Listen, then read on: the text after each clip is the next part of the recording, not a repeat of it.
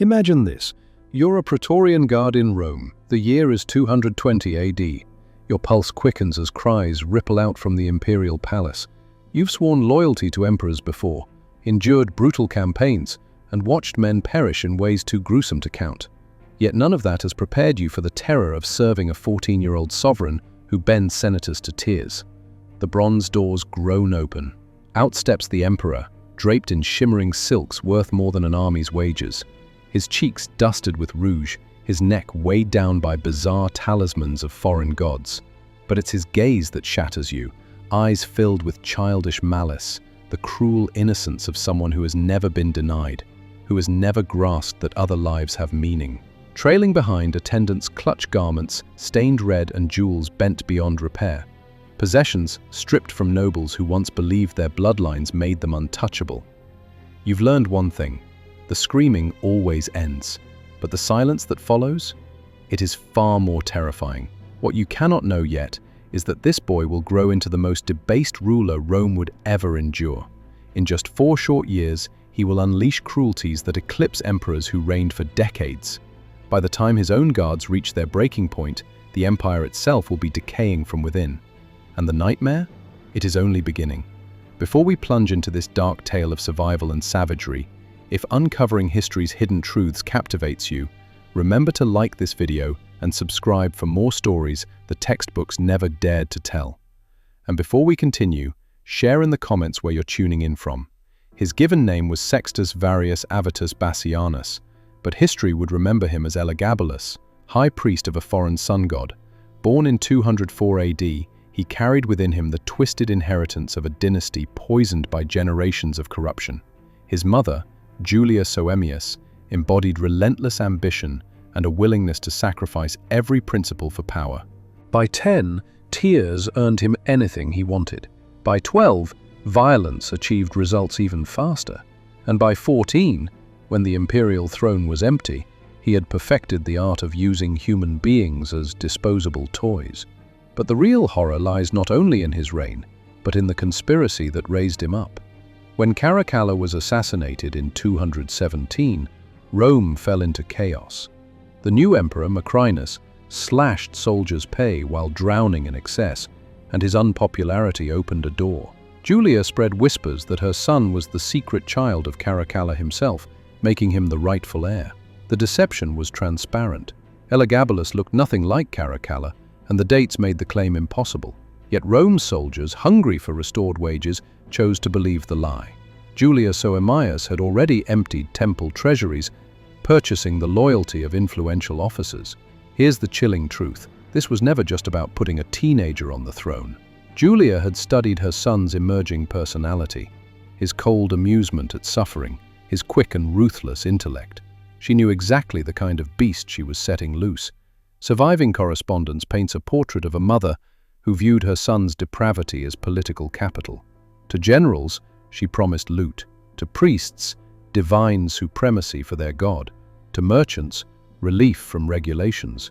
What she never mentioned were the boy's own obsessions, dreams born in Syrian temples where he watched blood offerings and fantasized about grander rites with himself at the center. The clash at Antioch in 218 AD was less a battle than a collapse of loyalty. When Macrinus marched with his remaining supporters, he discovered most of the eastern legions had already defected. Those few who stayed faithful were drowned under the tide of bribery and betrayal. Macrinus was captured while fleeing and executed, his severed head delivered to the adolescent, now proclaimed emperor. Elagabalus was conducting his morning devotions to the sun god when the trophy arrived. Witnesses described a scene that should have radiated triumph. Instead, it unsettled every onlooker. Draped in shimmering silks, purple mingling with gold, the 14-year-old smiled quietly as his predecessor's head was laid before him. But it wasn't the triumphant grin of a seasoned conqueror. It was the delighted smirk of a boy presented with a new toy. His opening command as emperor was grotesque. He ordered the severed heads of Macrinus's allies mounted around the temple like trophies. His next decree was worse. Surviving prisoners would be brought before him to face his personal judgment. Yet, as the young ruler watched, something shifted in his eyes. he began inventing new rules, each adjustment less about justice and more about his growing obsession with degradation. Soon the races required crawling through filth, sludge mixed with animal waste. Later, losers endured punishments designed with unsettling creativity, discipline that grew more intimate, more perverse each time. Syrian priests applauded these changes, calling them expressions of divine imagination, blind to the sadism blossoming in their ward. Those who resisted these entertainments didn't face public death. They simply disappeared. No spectacle, no farewell, only silence. And this was merely the prologue. The march toward Rome became a traveling circus of corruption. Elagabalus rode in an extravagant litter borne not by strong men, but by slaves chosen solely for their beauty. He declared that surrounding himself with attractive bodies amplified his divine aura. Cities along the route provided tributes, their most striking youths, boys and girls scarcely past childhood. These were not hostages, not volunteers, but ornaments for the emperor's rolling pleasure palace. What transpired in the nights of that journey became the stuff of whispered letters. His enormous tent, larger than villas, was divided into distinct chambers, some for ritual, Syrian rites warped with his own inventions, others for indulgence, where he entertained his chosen captives. Most disturbing, with the so-called instruction halls. There, the 14-year-old lectured his new possessions, not on civic duty or military discipline, but on the sacred roles they would perform, emotional, physical, spiritual obligations awaiting them. In Rome, a boy emperor without training in governance, delivering sermons on organized degradation. Those who displeased him or resisted did not survive long in his orbit.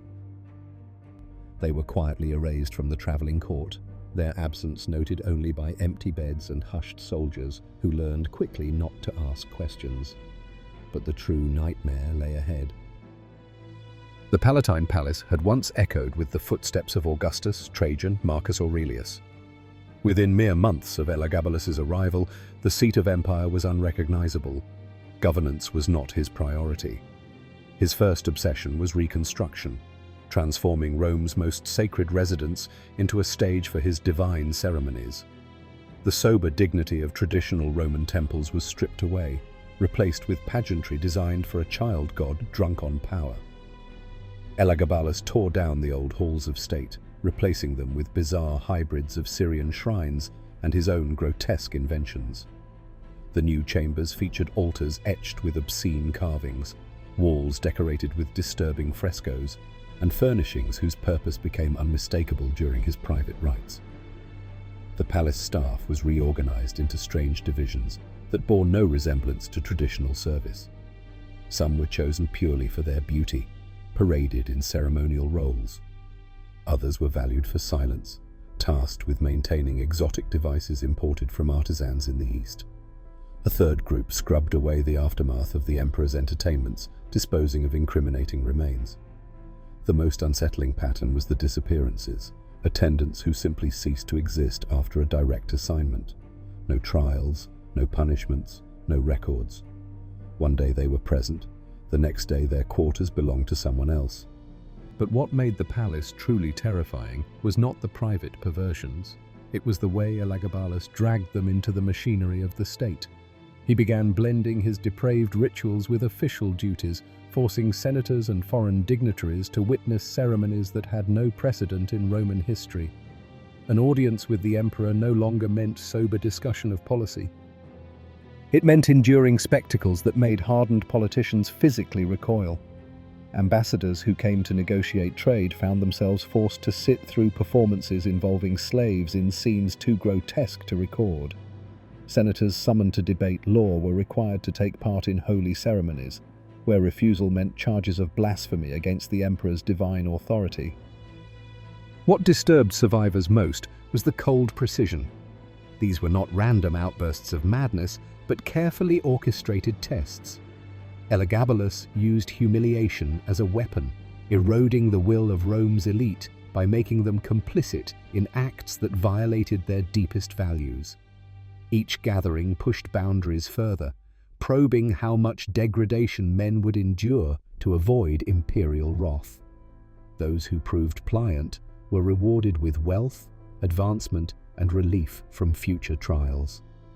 Those who faltered were erased, their places filled by more submissive replacements. Yet even the obedient were never safe. The emperor's appetite for novelty ensured that new torments were always waiting. And then, his cravings escalated. Palace slaves and courtiers no longer satisfied him. He demanded victims of higher status. His gaze turned to Rome's aristocracy, their sons and daughters. Agents were dispatched into the city with detailed instructions. Compile lists of the most beautiful youths among noble households. Records described hair color, physique, family ties that could be exploited, and calculations of which families could be violated without sparking revolt. When the first invitations arrived at patrician villas, parents understood instantly. These were not gestures of favor. They were commands cloaked as honors. Children of Rome's nobility were being summoned under the pretense of sacred duty, with the unspoken reality that refusal at the charges of defying the emperor's divine power. Some senators attempted desperate measures. They hid their children outside the city or hastily arranged marriages, hoping to make them untouchable. But Elagabalus anticipated such moves. He decreed that evading ritual service was itself treason, dispatched guards to retrieve runaways, and annulled inconvenient unions with the stroke of a pen. The psychological toll on Rome's elite was unbearable. Parents found themselves cornered between the survival of their offspring and the preservation of their own lives. A few chose exile, abandoning wealth and status to escape imperial demands. Others tried bargaining, offering bribes or pledging political loyalty, but exemptions were rare. The most tragic were those who surrendered, convincing themselves that compliance might shield their families from worse. These mothers and fathers personally delivered their children to palace rites, then lived with the torment of knowing what they had permitted when those children came back forever altered. Inside the palace, this nightmare became normalized. New victims were quickly instructed by surviving staff on what was expected, what was forbidden, and what might earn favor. A grim hierarchy emerged, with veteran courtiers tutoring newcomers in the etiquette of survival. The emperor's desires soon grew beyond individuals. He ordered mass ceremonies involving dozens of youths, orchestrated with the discipline of a military campaign. These events required careful logistics, specialized apparatus, and palace staff who had become experts at enabling the emperor's darkest fantasies. Centuries later, archival fragments suppressed by later emperors revealed the chilling bureaucracy behind it all. Rosters of victims categorized by age and appearance, timetables for ceremonies arranged weeks in advance, requisitions for instruments suited to each spectacle, even medical notes for treating participants afterward. Most disturbing were the reports, clinical records written by palace observers who, despite their detached tone, could not conceal their horror at what they were documenting. These accounts described spectacles that surpassed every precedent of imperial cruelty and debauchery. Yet in his methodical degradation of Rome's ruling class, Elagabalus made a fatal miscalculation. By targeting the children of the aristocracy, he forged enemies too powerful and too determined to ignore. Senators who had endured their own humiliation reached their breaking point when their families became prey. March 11th, 222 AD, while Elagabalus was performing his morning rites, Praetorian Guard stormed into the chamber and declared his reign finished. The boy who had ruled through terror for 4 years reacted not with fear or sorrow, but with childish outrage that his sacred games had been interrupted. Witnesses later claimed that his final words were complaints, not confessions. Even in death's shadow, he still viewed people as props in his theatre of cruelty. The execution was swift. Elagabalus and his mother, Julia Soaemius, were cut down and their bodies dragged through the streets before being cast into the Tiber. Yet Rome's nightmare did not end with their corpses sinking beneath the river's surface. The scars remained etched, not into monuments, but into families, politics, and culture.